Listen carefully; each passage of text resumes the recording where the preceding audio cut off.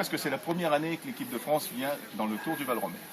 Eh bien, c'est vrai que souvent c'est une épreuve qui est tombée en concurrence avec d'autres épreuves les années précédentes, notamment le Grand Prix Patton au Luxembourg, et puis souvent le Championnat d'Europe. Or, il se trouve que cette année, elle est coincée entre ces deux épreuves. Le Grand Prix Patton était la semaine dernière et le Championnat d'Europe la semaine prochaine. Donc c'est un cadre idéal pour préparer au mieux le Championnat d'Europe sur une épreuve un petit peu sélective. Donc voilà la raison de notre venue cette année ici au Tour du Val-Romet.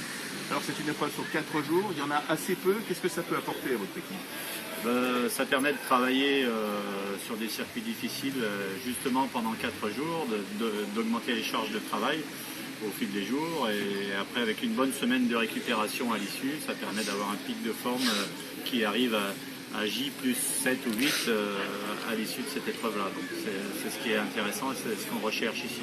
Il y aura peut-être même des étapes, si on n'est pas trop loin depuis l'arrivée jusqu'à l'hôtel, où les coureurs pourront rentrer en vélo ou partir le matin en vélo pour rallonger un petit peu la distance par rapport à la distance de l'étape. Qu'est-ce que vous rêvez là sur un entraîneur? Qu'est-ce qu'il rêve sur ce tour?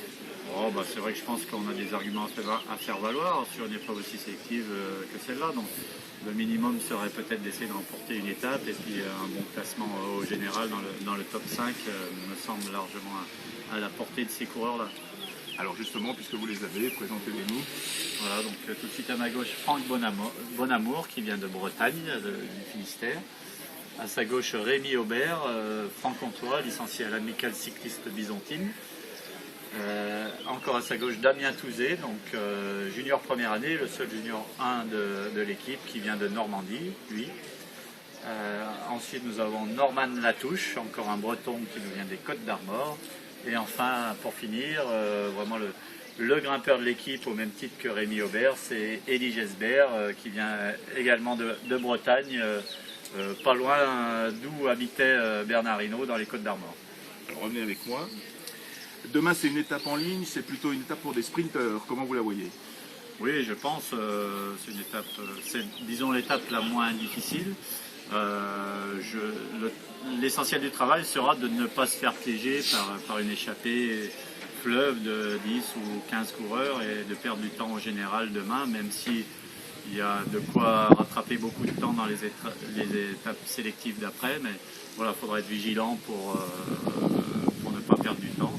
Et bon, nous on a un puncher, un peu routier sprinter, en la personne de Damien Touzé qui peut faire valoir ses qualités sur cette étape, notamment demain éventuellement.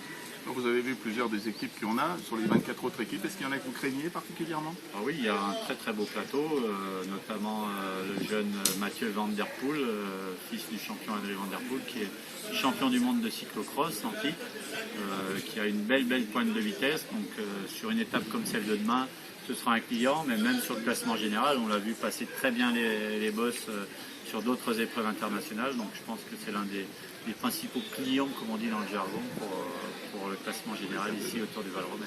Bon, eh bien, on se retrouvera à la fin de l'étape demain pour savoir comment ça s'est passé. Merci. Voilà. Merci beaucoup.